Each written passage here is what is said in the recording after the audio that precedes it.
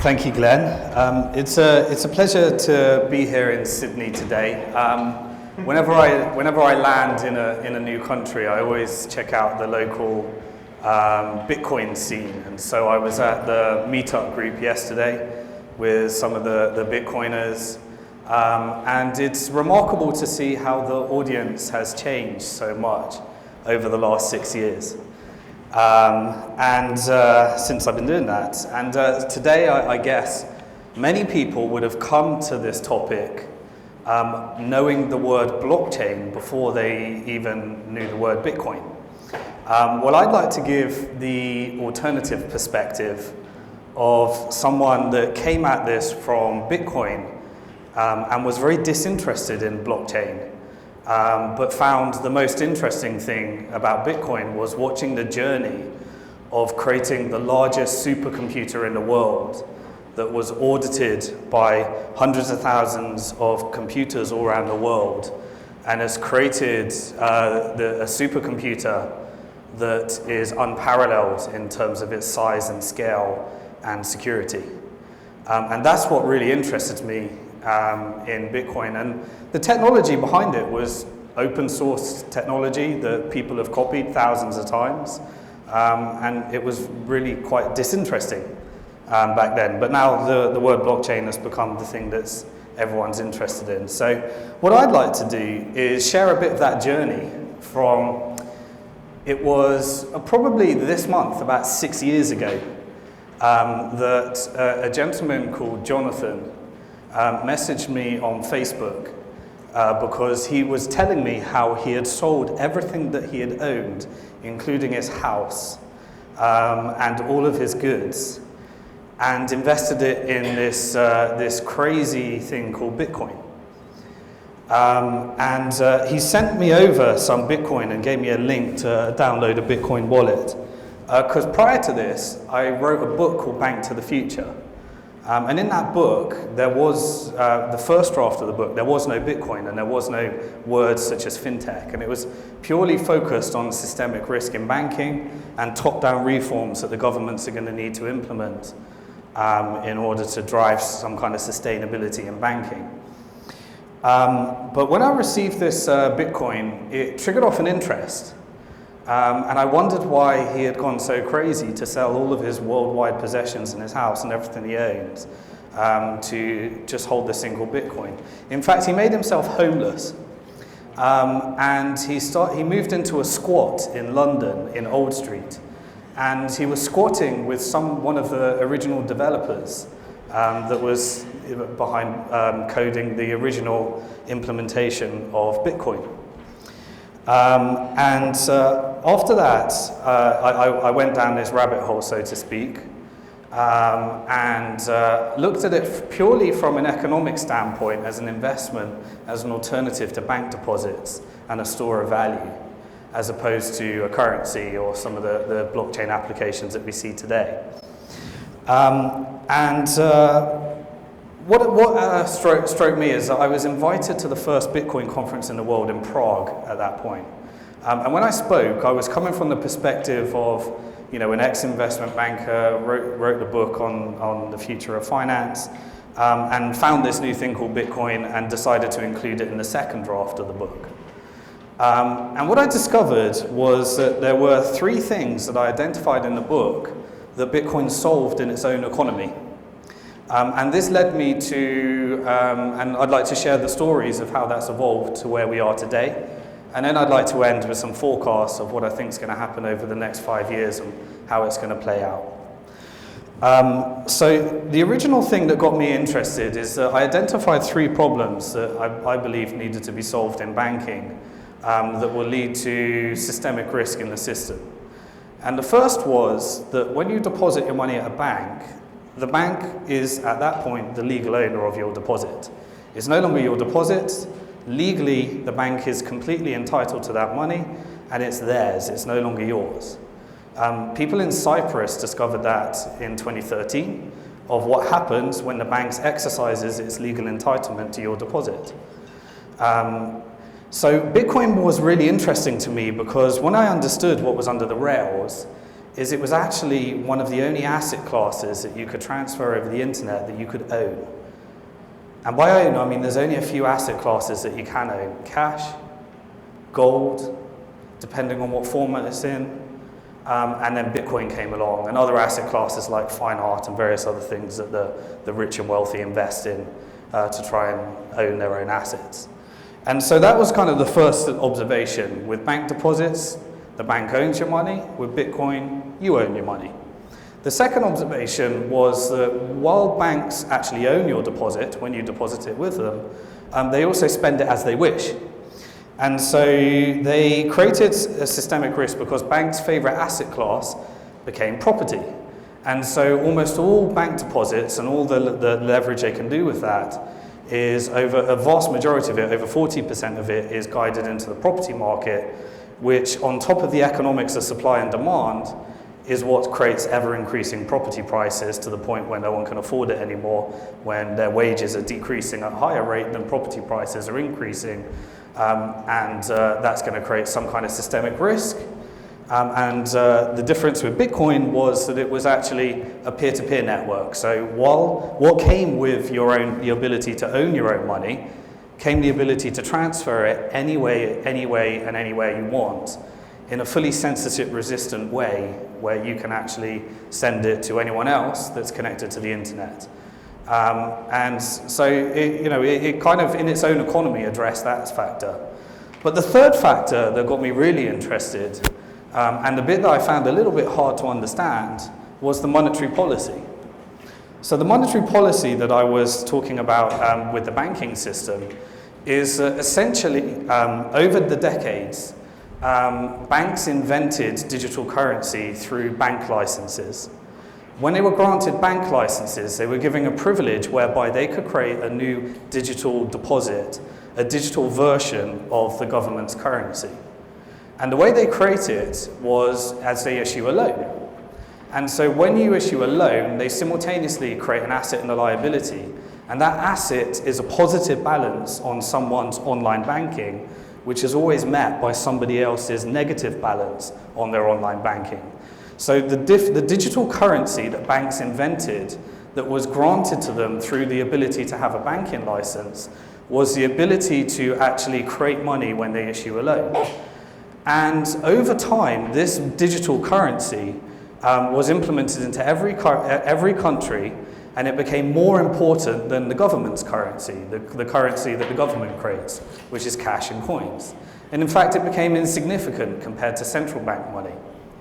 And so the monetary policy of traditional digital currencies, which were created by banks, are that in order to have an economy growing, you have to have ever-increasing levels of loans. And so you always need to find new markets for your loans, whether that's government debt, central banks taking on assets where you were lending when you couldn't because you needed to find a new market for the debt. And then central banks use interest rates in order to control how much money is being created by the private banks through the digital currency. And there's a whole load of regulations around that. So Bitcoin decided to create a very different monetary policy. And the monetary policy stated that everything is enforced by mass and code, the supply is fixed, every 4 years there will be new Bitcoins that enter this economy. Every 10 minutes there'll be new Bitcoins that enter this economy, and the number that are created every 10 minutes will half every 4 years. Really strange concept, and by 2140, all 21 million of them will be created, and because there's a fixed supply, he forecasted that this would be a deflationary currency, and therefore, if everything goes the way it's meant to go, the price will continually go up with volatility in the middle over time, as long as there's a market for those Bitcoins. Now, originally, when I first heard of this, that monetary policy sounded like a Ponzi scheme to me. It sounded like you needed ever-increasing new demand for the new Bitcoins that would be created, and then the value might go up, and if the value goes up and there's a new buying supply, then you might be able to give returns to the old investors. It wasn't quite a Ponzi scheme, but it sounded very much like it. Next thing that happened is this thing that at the time had no value started to actually create a value. So just to summarize those three things, with banks, they own your money, they spend your money, and all the monetary policy is created by debt, and it's inflationary, and it increases over time, so your purchasing power decreases over time. With Bitcoin, it's the exact opposite. You own your money, you spend it peer-to-peer, and the purchasing power is a deflationary currency, whereby if you're saving them, it encourages savings because the value is meant to go up over time. And so these two contrasting forces. Then all of a sudden, price discovery came to Bitcoin. I remember the first price for Bitcoin, for those historians here that were around, was 10,000 Bitcoins equals 2 pizzas, because someone persuaded Papa John's Pizza to accept what today is worth $10 million for 2 pizzas. And that was the first price discovery. Then a gentleman called Mark Capellas came along, who moved from France to Japan and created this company that you probably all heard of called Mt. Gox. And what Mt. Gox did is it stands for Magic the Gathering Online Exchange, and it was a piece of technology that he purchased that was just designed for children and hobbyists to exchange magic cards online.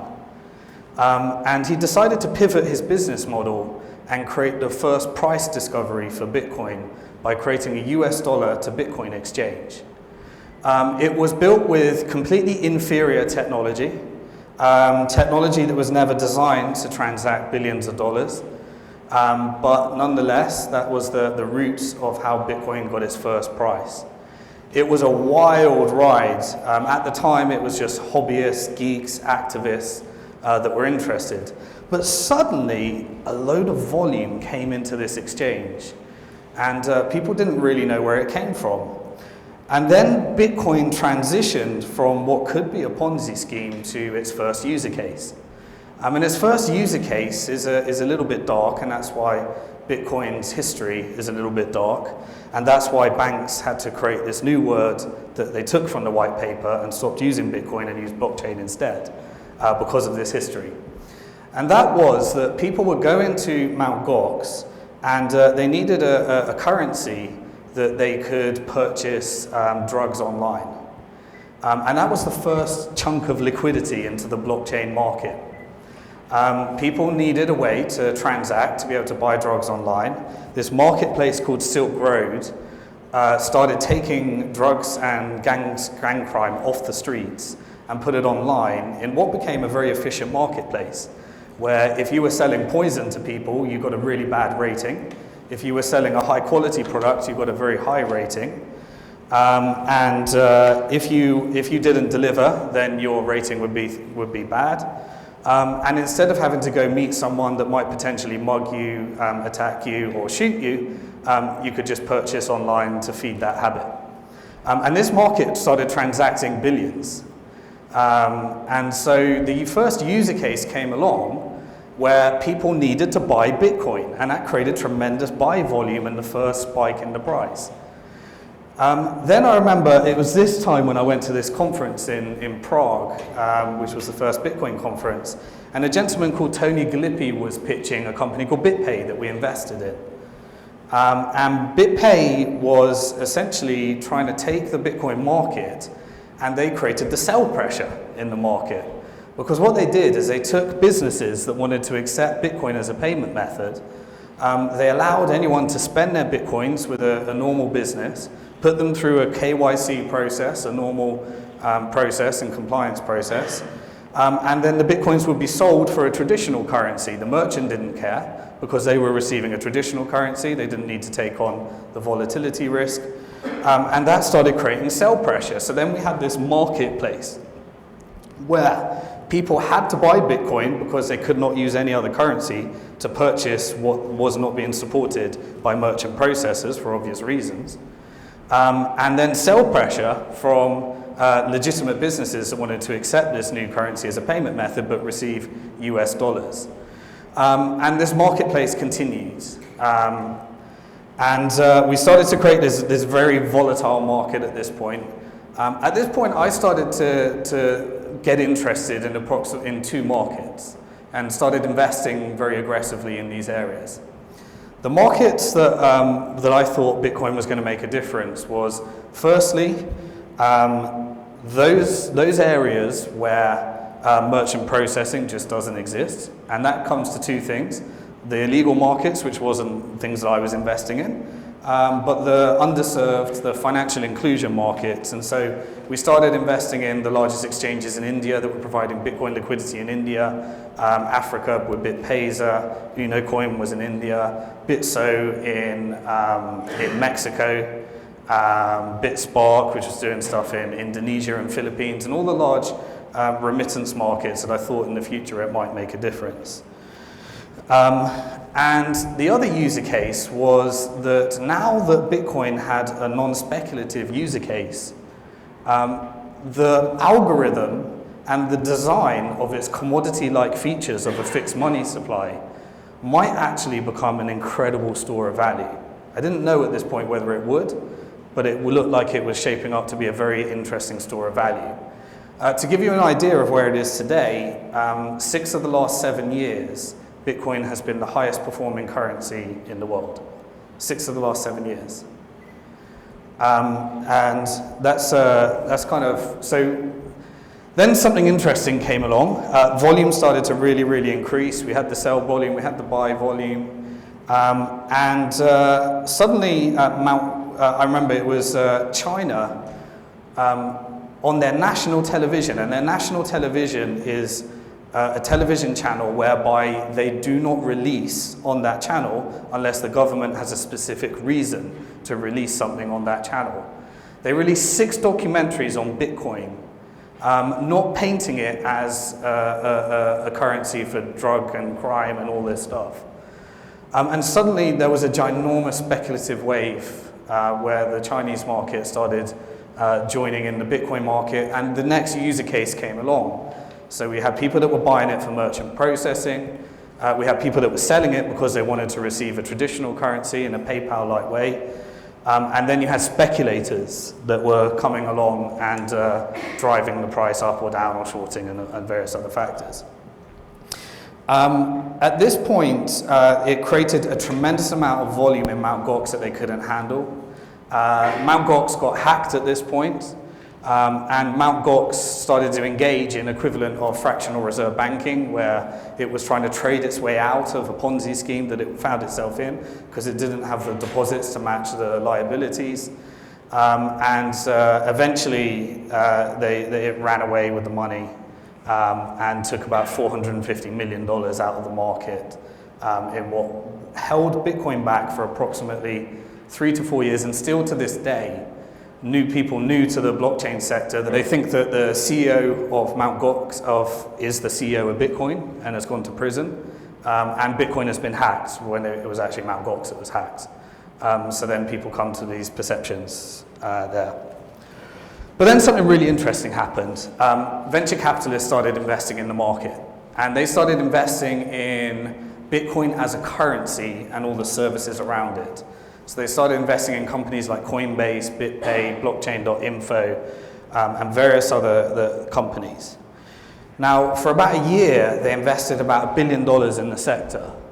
And the venture capitalists were very disappointed with the growth because they were investing in Bitcoin as a currency. And they wanted Bitcoin, the currency, to get mainstream adoption. And so they didn't know what next to do. So in order to try and push their investments, they started speaking with the banks. And they started talking with banks about Bitcoin. But they had to approach it with a different word. So they took the word out of Satoshi Nakamoto's paper and said the word blockchain instead of Bitcoin. And many of the banks were skeptical about it, and they wrote very many damning things about Bitcoin. You've got to be careful about it, be careful, and all the warnings that came along. But then one bank came along and said, we'll take this blockchain concept and we think it can actually change the way that we do our back office systems and our payment processing. Now, at this point, a load of other banks defensively came along and said, hold on, what is this blockchain thing? We don't want that bank to own the whole blockchain and we have to connect into the rails of their bank. We want to own the blockchain thing. And so what they did is they took Bitcoin and they took all the properties that make their blockchain secure. They took them all out and said, could we centralize this into our operations and systems and create something that they were calling a blockchain, but eventually, after about 2 years of looking at it, was actually a database. And database that had technology that already existed that could do things a lot better. But the word blockchain became the word to get everyone interested. So in 2014, the bank started waving the flag of the blockchain. Now, all of a sudden, volume in Bitcoin went through the roof because there was only one blockchain that was working, and that was Bitcoin. And there was only one that had the mining network behind it. There was only one that was secure. There was only one that had the proof of work and global supercomputer around it. But the banks were looking to take that out and take the supercomputer out of it and try and use the technology to make their systems more efficient. Then suddenly the banks started all telling the fund managers about it, and the buy side started looking at how they could use this blockchain technology. And then all the financial institutions started figuring out how they could use blockchain to disintermediate each other. And so what we're seeing, which I think is really interesting right now, is that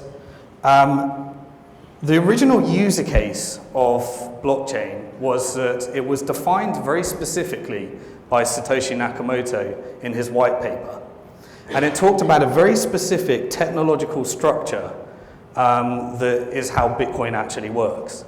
And it relies on this concept called proof of work, where you have this token, this bearer asset, that people are incentivized to try and burn electricity and invest.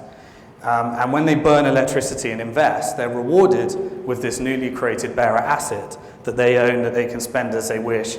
And the monetary policy determines that it is likely to go up over time as long as the user cases come through.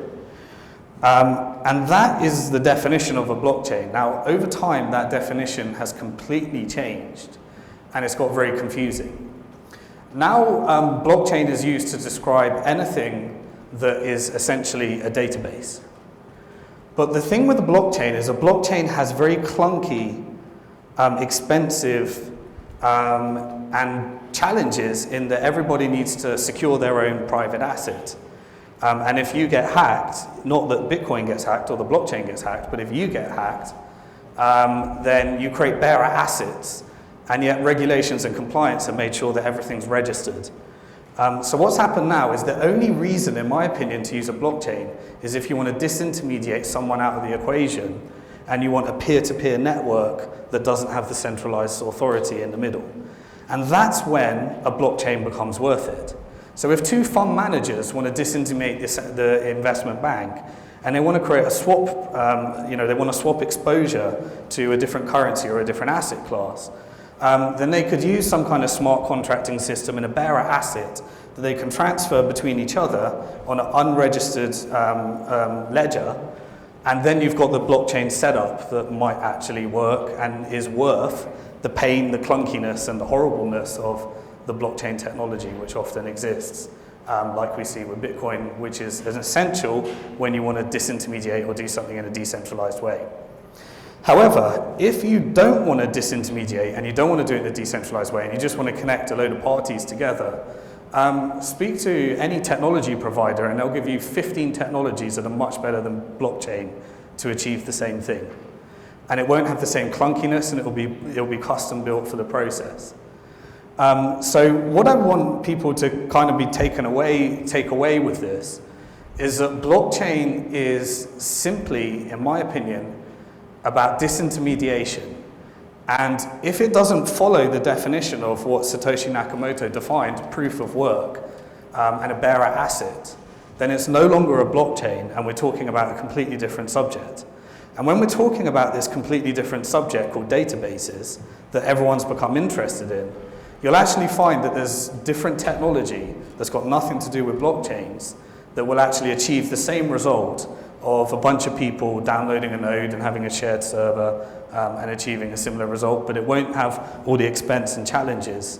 And so what we're seeing right now is approximately 200 proof of concepts of every single sector determining, let's take a problem and shoehorn a blockchain in.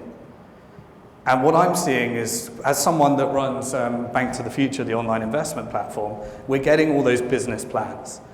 And when we question why do they need a blockchain in that process, very often they realize, actually, we use the word blockchain because that was the only way we could get funded, because banks and institutions all around the world are interested in blockchains. And that was the only word we had to use to get funded.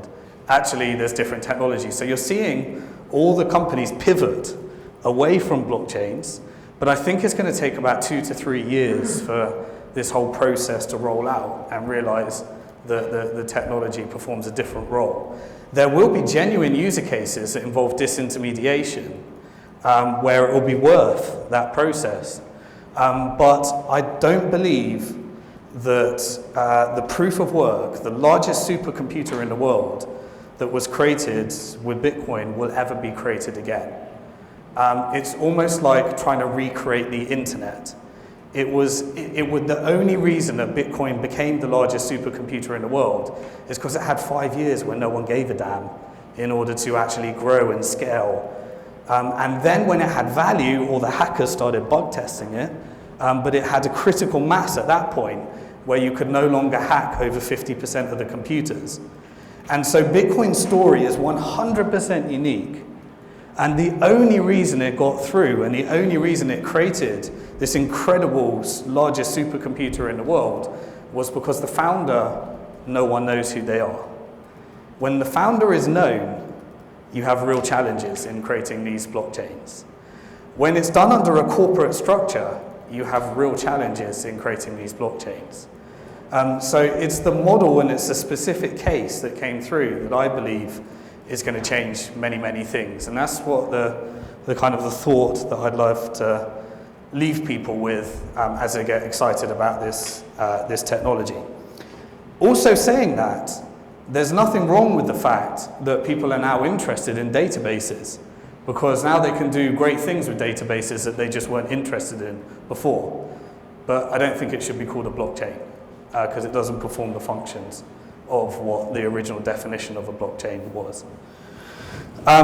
So in terms of forecast of where it happens next, well, Bitcoin has now returned to record highs.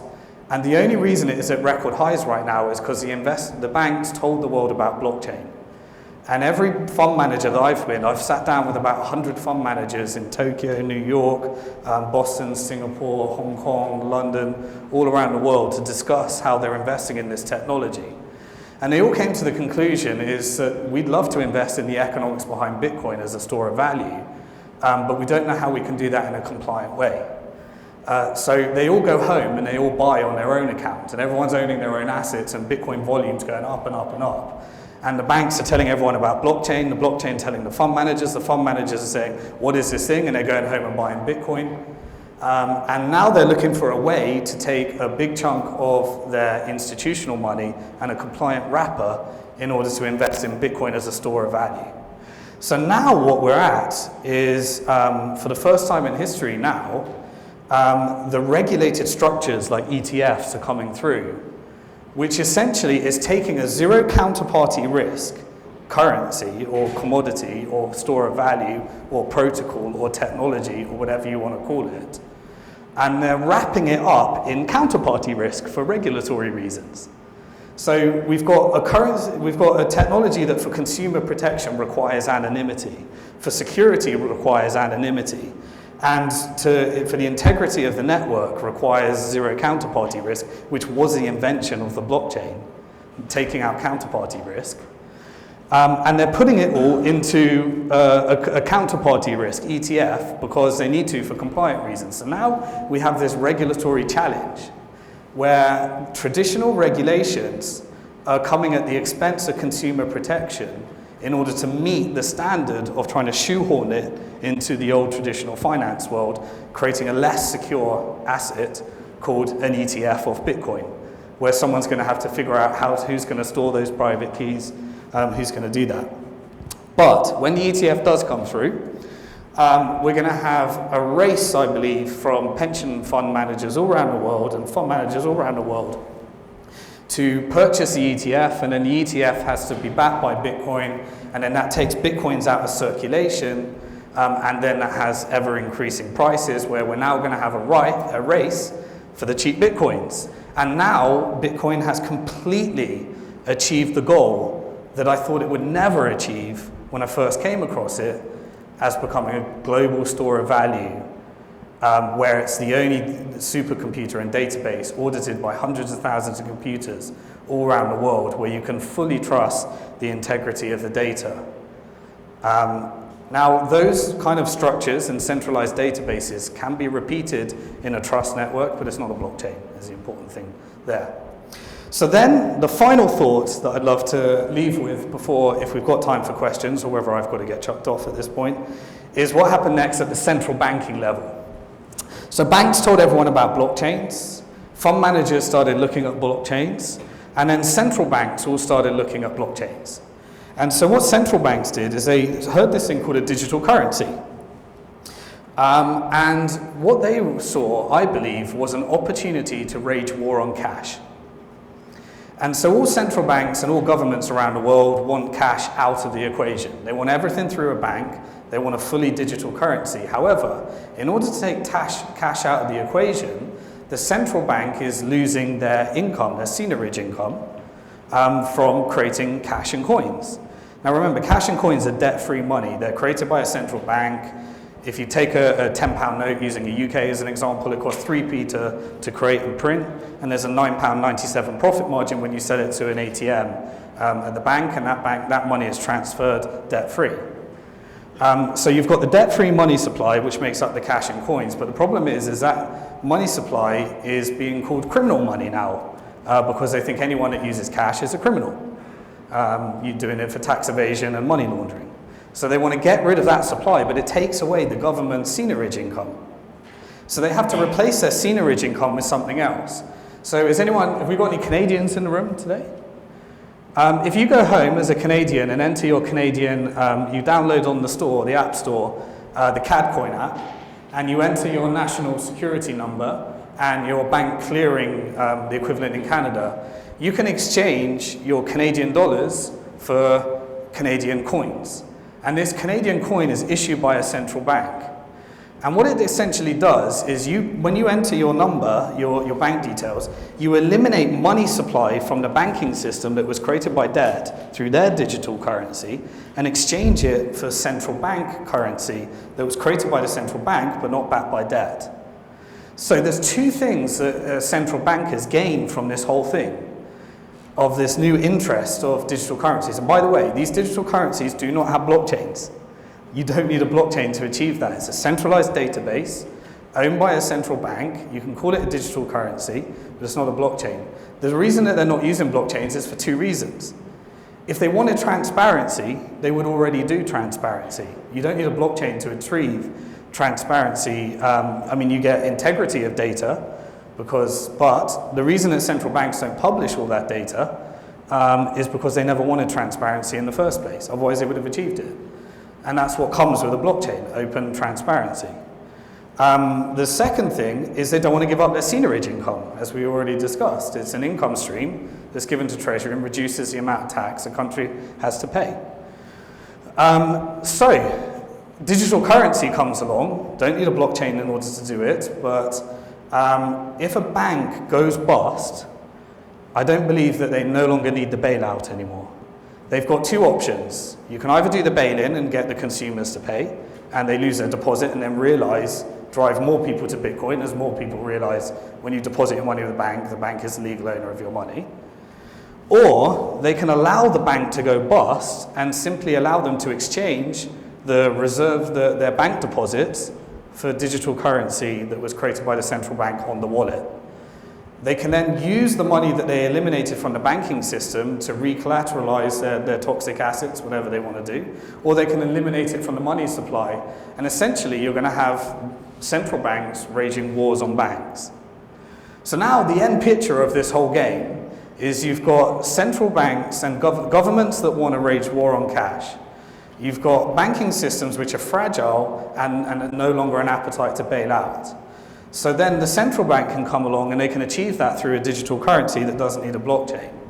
But the problem with everyone having money in this digital currency is that allows the authority for people to switch off your account when they don't like how you're spending your money, and automate tax collection. So in the UK, I just received a letter. I'm from Hong Kong, but my UK bank sent me a letter which said, we've just implemented legislation, and now Her Majesty's Revenue and Customs, if chooses, if they believe you owe money, we can take it direct from your account without due process. And you have to go to court and prove that you don't own the money.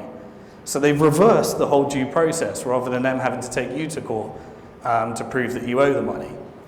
And they also have implemented new laws that allow for bail-ins a lot easier to make that process, to make it clearer that you don't own your deposit.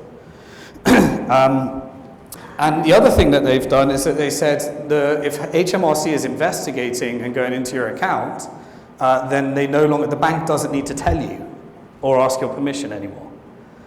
These laws are going to be implemented all around the world. So because of the government's appetite to wage war on cash, as we saw in India, confiscation of a ginormous percentage of savers' money, whereby they eliminated the largest rupee notes from the circulation, gave people about 60 days where they could only exchange 4,500 rupees a day.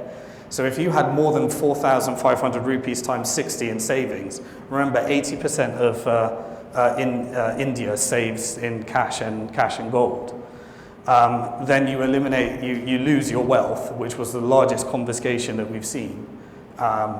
And this is the same thing in Australia. They want to eliminate the 100 Aussie dollar bill, in euro and everywhere around the world, gradually introducing those policies. What that does is, firstly, you now have traditional national currency. It's got negative interest rates, it's inflationary, it's got the ability for you not to own your money, the ability for the bank to spend it and take systemic risk with your money, a monetary policy that guarantees the value goes down, a financial market which is dying to try and find yield in a market that can't find yield, all the reasons why you just would not want to store your value in a national currency. So then you have a few options. You've got gold, you've got fine art, you've got various other things. But then you've also got Bitcoin, which has done the opposite. And the final piece in this equation is the IMF has their own digital currency called special drawing rights, which is backed by a basket of currencies.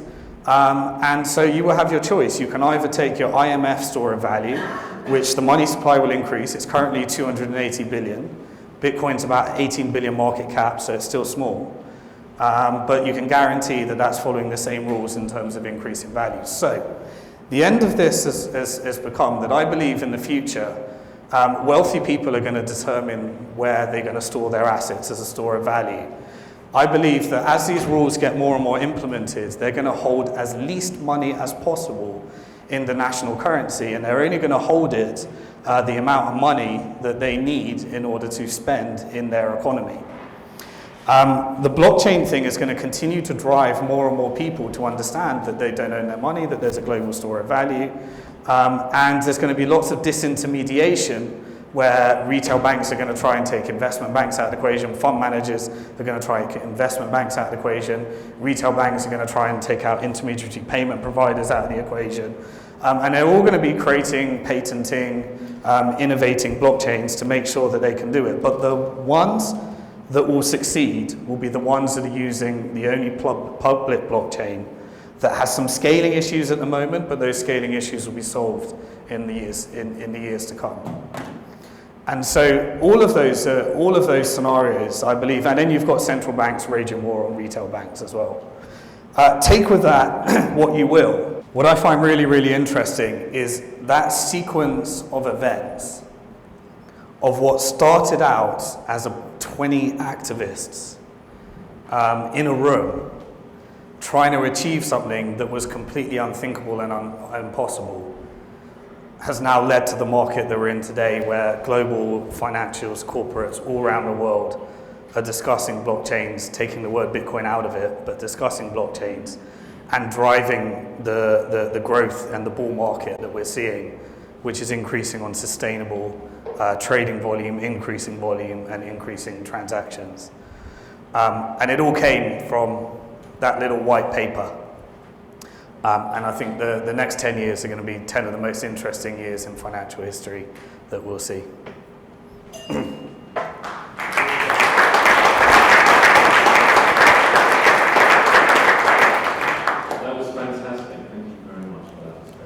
Pleasure. I take it I've got no time for questions. I talked through. We've got time. Okay. Don't worry.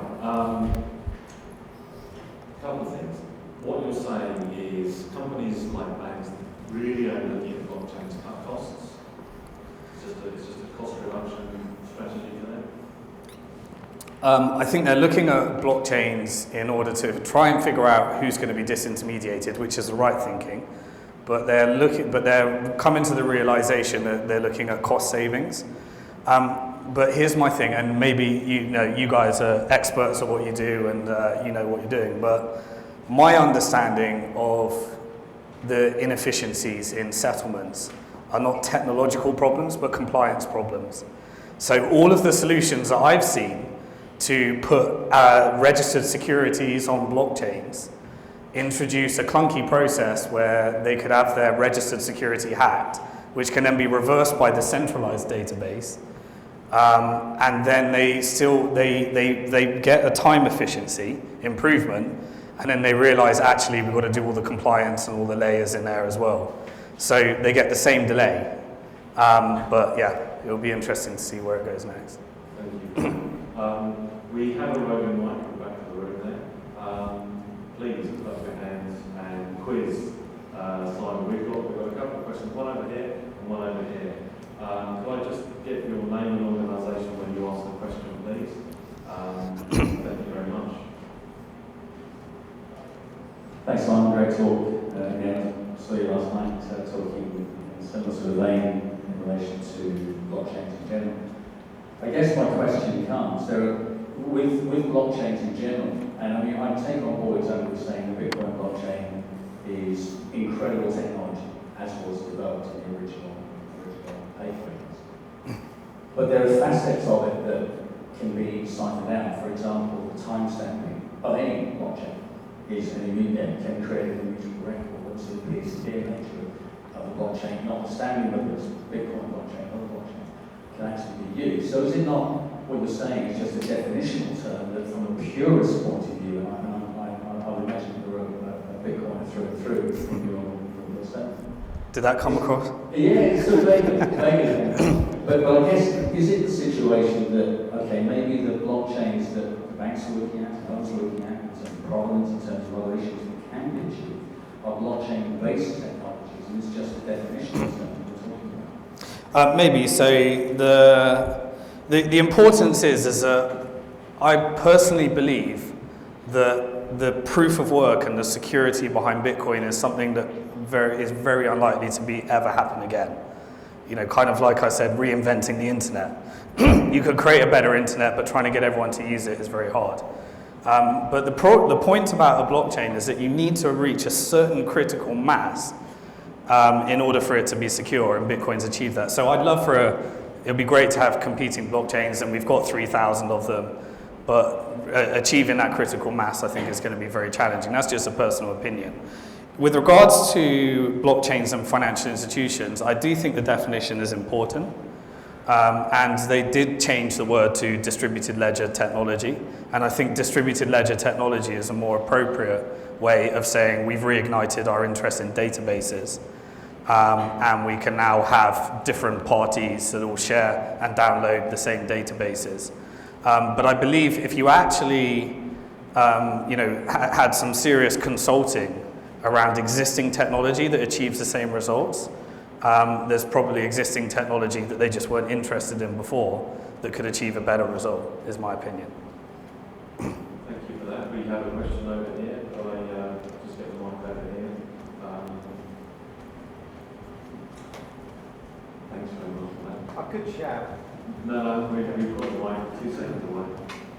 There we go. Thank you. Thank you. So Robert Wall from National Australia Bank, so one of the organisations that seems to be on a cage fight for the debt over the next 5 to 10 years. I don't think it does. I think there'll always be a need for fiat, but I believe, just sorry to do that, and then I will take your question. Banks are the conduits to fiat because they can create it when they issue a loan. At some point, I believe that these attacks are going to create systemic risk and the ability for some of them to go bust. But the central bank fiat and the normal bank fiat will lead to a reform where, depending on the ratio of debt money versus debt-free national currency, will determine the level of risk within that economy that they want to take. And banks will move more to a peer-to-peer lending model based upon sound money. And that will eliminate a lot of their staff because they won't be able to continue the same operational overhead without creating money every time they issue a loan. But your question? So back to a style of partnerships with no fractionals of money, like the old style. Banking is the way everyone believes it works.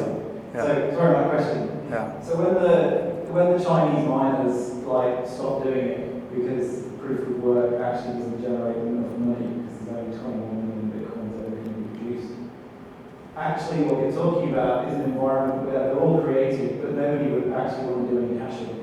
So nobody can actually approve the transactions. So isn't it at that point that the central banks step into those roles? And the only way that they would ever do that is actually by taking a transaction tax on every single one. So I think that's actually more of a risk to the system, where the central banks actually take over the blockchain, their Bitcoin blockchain, rather than the central banks making their own. As in they start mining Bitcoins? The central banks start mining Bitcoins? Yeah, well, to the point of where you've created all Bitcoins, and actually it's not economic for miners to continue to do it. Yeah. 12.5 every 10 minutes now, is it not 12.5? Yeah, 12.5 every 10 minutes. That's why transaction fees are increasing at the moment. And that's why Bitcoin is becoming not so good a currency and a much better store of value. Because the more the price goes up, the more people use it, the transaction fees become a more and more important role in compensating the miners who are verifying the transactions. And so by 2140, when all the Bitcoins have been created, I can't exactly forecast exactly where this is going to go, but what I do know is in the 6 to 7 years I've been watching this, we've seen an extremely efficient market whereby the difficulty rate of mining Bitcoin adjusts depending on the price, and more efficiency is required in order to get that. And then transaction volume is starting to become more and more of a play as the mining revenues are starting to diminish. And just a really efficient market. And I don't know, it's not that, in my opinion, it's not that Satoshi Nakamoto knew all this, it's just he created the rules, and the rules have been figured out by the natural market capitalist forces.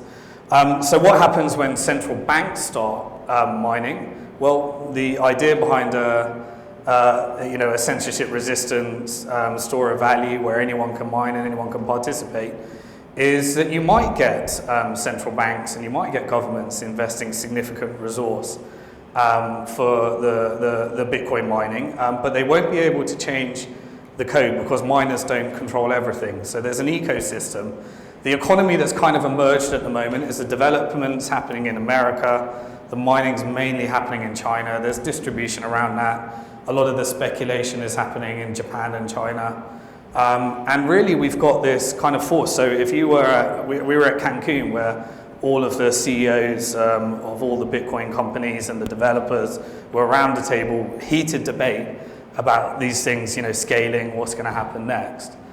And what you find is that nobody actually, even if you have significant mining power, you still can't persuade the other parties into this. So it's kind of like the system we have right now with America and China, where China is heavily invested in US treasuries, and they're heavily invested in their export market. So even though they'd love to eliminate the US dollar and be the world reserve currency, they've also got to protect their investment, their export markets and their treasury investments. And so you have to have this kind of, working relationship. And I think a similar thing will evolve here. But yeah, you bring up interesting points. No one knows where these things are actually going to go. But all I know is that it will, even if they do They won't be able to implement some kind of transaction tax because it's not just miners that control the network. You've got to get consensus in for all the parties. Thank you for that. We'll make this the final question. If we could just get your name and company, please. Thank you, Anthony Moses from ANZ Bank. Over page 5. I guess the question that comes up in your answer to that question that I had is really, there's a religious dispute that the government can see who's transacted that's in medium of tax. The change the basis for it from evidencing it was saying you had to evidence it publicly to see where it is. So having what you've done is actually create a very public system. You've got to find out how you trace the ownership back to that bearer instrument. So that's probably the first element. The second question is then related to it, which is really what this blockchain conversation seems to be all about, and it's really the creation of new mediums of exchange. To potentially go back to the basics of exchange, which is barter. To use blockchain to create unique, identifiable, valuable items that can then be exchanged between parties who value those items. So the first question is, while there is transparency, there's anonymity to the user. And anonymity is a very important feature set of a blockchain. If you introduce KYC and identities to a blockchain, then you ruin the security of the model. So this is another example where regulators, is money laundering more important or is consumer protection more important? Well, at the moment, regulators are choosing money laundering because if they were thinking of consumer protection, they wouldn't ask everyone to subject themselves to identity theft and risk emailing identities, uploading it to Google's server, a company's server, Apple's server, and then they're being sold on the Silk Road for bitcoins. If they were thinking of consumer protection, they wouldn't subject people to that. So they're choosing money laundering over consumer protection. That's a deliberate decision that's been made about what's important. The anonymity is a very important security feature. And I believe Bitcoins over time will become more and more fungible and more things will be implemented to give people the choice of privacy or ultra transparency. But yes, I do believe that the NSA has invested significant resource in being able to reverse engineer a blockchain, and I believe tax authorities all around the world are investing significant resource. But remember, you have a choice here. You either use centralized systems, exchanges, which are subject to regulations and everything else, or you use the peer-to-peer network. And the challenge comes in jurisdiction.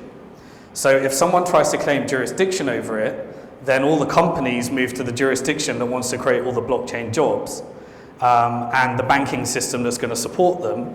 And so at this point, competing jurisdictions has become really important in maintaining the integrity of this, because while if America wants to clamp down, then it will just drive everything to another jurisdiction. With a global asset class, you're just looking for your base there. So what was the second part? I guess the second question is really, because the blockchain feels like sort of a medium to create unique items, to sort of go back to the basics of exchange, which is barter. We identify and create a unique identifiable item, somebody wants to hold the exchange for somebody else. Somebody wants to. Or are you talking about, say, like wheat coin for the wheat market? That's correct, yeah. Or barley coin for barley markets. That's right. Specific currencies for specific commodity markets. Yeah, so to me, a blockchain is useful when you want to take that asset class and you want to turn it into a bearer instrument that the user can own.